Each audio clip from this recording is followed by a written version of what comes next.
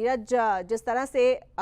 स्थिति देखने को मिल रही है, बहुत दिलचस्प लगता है इस बार का चुनाव होने वाला है। हालांकि हर चुनाव में ऐसा होता है, असंतोष भी होता है। कुछ लोग होते हैं जो संतुष्ट होते हैं, कुछ लोग होते हैं जो बगावत कर देते हैं, निर्दलीय खड़े हो जाते हैं और अपने ही पार्टी के वोट काट देते हैं। गुरुग्राम की स्थिति की बात कर लेते हैं। गुरुग्राम की स्थिति आप कैसे एक्सप्लेन कर सकते हैं? जी देखिए, अगर हम गुरुग्राम की बात करते हैं तो कांग्रेस ने गुरुग्राम में, क्योंकि 4 विधानसभा सीटें हैं, ऐसे में 3 विधानसभा सीटों की टिकट जो है डिक्लेयर कर दी है और तीनों जो है युवा चेहरे हैं। गुरुग्राम से बात करते हैं तो मोहित ग्रोवर को कांग्रेस ने अपना उम्मीदवार बनाया। हालांकि मोहित ग्रोवर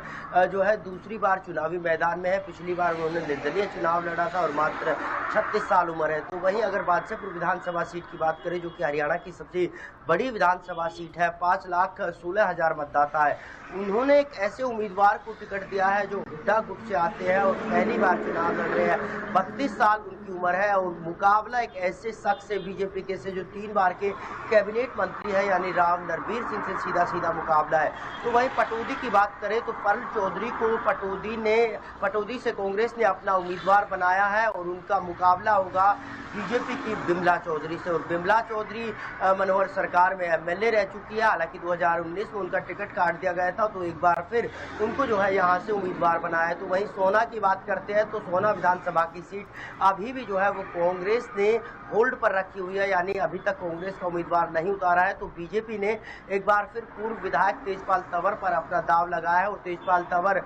जो है 2014 में विधायक बने थे, लेकिन 19 में उनकी टिकट काट दी गई। तो एक दिलचस्प बात ये भी है कि गुरुग्राम में 4 की 4 जो सीटें 2019 में थी, उन तमाम 4 सीटों को काटकर एक बार फिर जो है उन्हीं पुराने 3 चेहरों पर दाव लगाया है। तो बड़ा दिलचस्प ये पूरा मुकाबला हो रहा है। और जिस तरह से देखिए, लगातार कांग्रेस और बीजेपी की लिस्ट जो है वो लेट हुई थी, उसके बाद कई तरह के समीकरण बनते हैं। और खास तौर से हम नूंह विधानसभा की बात करते हैं तो नूंह विधानसभा से बीजेपी ने अपना उम्मीदवार जो है संजय सिंह, जो कि खेल राज्य मंत्री थे, उनको बनाया था और वो इससे पहले सोना विधानसभा सीट से चुनाव लड़े थे। और जिस तरह से जाकिर हुसैन नूंह से बीजेपी की दावेदारी कर रहे थे और उनका टिकट कटने के बाद नूंह से संजय सिंह को भेजा है और इनेलो ने अब जब लिस्ट जारी की है तो नूंह से जाकिर हुसैन के बेटे पर इनेलो ने दाव लगाया है, ताहिर हुसैन। क्योंकि बीजेपी में आने से पहले जाकिर हुसैन इनेलो में हुआ करते थे और अब उनके बेटे वहां से चुनाव लड़ेंगे, लेकिन जाकिर हुसैन लगातार बीजेपी पार्टी से टिकट मांग रहे थे। और पिछले 2019 की बात करें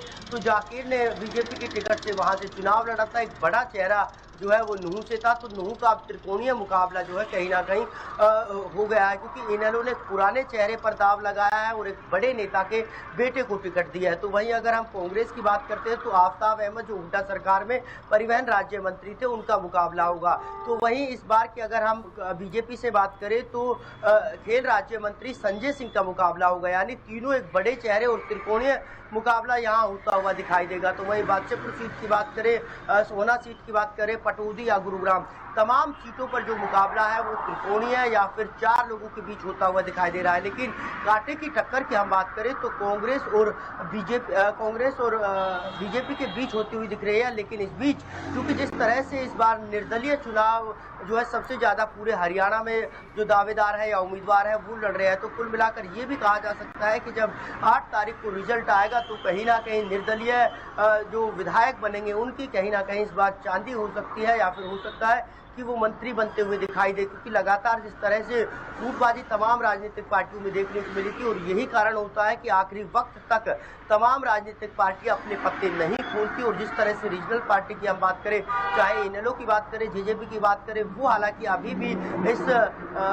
मंशा उन तमाम पार्टियों की यही है कि जो कांग्रेस से छिटक जो लोग जाएंगे वो उनके पाले में आएंगे और उनको वो उम्मीदवार बनाएंगे, क्योंकि वो दावेदार मजबूत हो सकते हैं और कहीं ना कहीं पार्टी के खाते में एक आधी सीट डाल सकते हैं, तो इससे पार्टी को फायदा हो सकता है। अगर मान लीजिए वो सीट भी नहीं जीतते हैं तो वोट बैंक जरूर कहीं ना कहीं उनका बढ़ सकता है। और अब मात्र अगर हम बात करें तो कुल 6 घंटे रह गए हैं, यानी 9, 10, 11 और 12, 3 और 3, 1, 2, 3, यानी 6 घंटे में बहुत बड़ा राजनीतिक समीकरण न केवल एक सीट पर बल्कि पूरे हरियाणा में होने वाला है। और तमाम ये कहें कि सैकड़ों की संख्या में नॉमिनेशन अगले जो है 6 घंटे में होंगे तो गलत नहीं होगा, क्योंकि कांग्रेस की लिस्ट आई है 40 और बीजेपी की लिस्ट आई है, इन्हें लोग जेजेपी और कुछ ऐसे लोग हैं जो निर्दलीय, जो पहले से अपने नॉमिनेशन की तमाम तैयारियां, तमाम एनओसी और तमाम कागजात को लेकर बैठे हुए थे, बस इंतजार कर रहे थे कि पार्टी उनके नाम पर मोहर लगाए और वो सीधा सीधा अपना नॉमिनेशन भरे और चुनाव की तैयारी करने के बाद, जीतने के बाद जो है विधानसभा की चौखट पार कर सके। तो इस बीच अब अगले 6 घंटे में बहुत कुछ बदलने वाला है, तमाम बयान आएंगे, तमाम नाम जो है, जो आज चेहरे कांग्रेस में दिखते थे या बीजेपी में दिखते थे, वो चेहरे इनेलो जेजेपी में दिख सकते हैं या फिर वो निर्दलीय चुनाव भी लड़ सकते हैं। और ऐसा भी हो सकता है कि जो क्षेत्रीय दलों से तैयारी कर रहे थे इनेलो से, जेजेपी से, वो नाम भी कहीं ना कहीं निर्दलीय हो सकते हैं, क्योंकि उनकी टिकट पार्टी इसलिए काट सकती है कि राष्ट्रीय दल से जो लोग आ रहे हैं उनको टिकट दी जा सकती है और वो भी जो है रीजनल पार्टी के लोग निर्दलीय चुनाव भर सकते हैं। यानी इस बार का जो चुनाव है वो काफी रंगों से रंगा होगा, कहीं इनेलो का झंडा होगा तो कहीं बीजेपी का झंडा होगा, तो कांग्रेस के पट्टे के साथ साथ कई पगड़ियों के रंग भी बदलते हुए दिखाई देंगे। और निर्दलीय जिस तरह से इस बार उनकी संख्या ज्यादा है तो रंगीन इसलिए हो जाता है कि अलग अलग झंडा और डंडा उनका होगा, अलग अलग चुनाव चिन्ह इस बार उनका होगा, तो कुल मिलाकर ये रंगीन चुनाव होगा, कहीं अलग अलग झंडे, अलग अलग बिल्ले आपको दिखाई देंगे।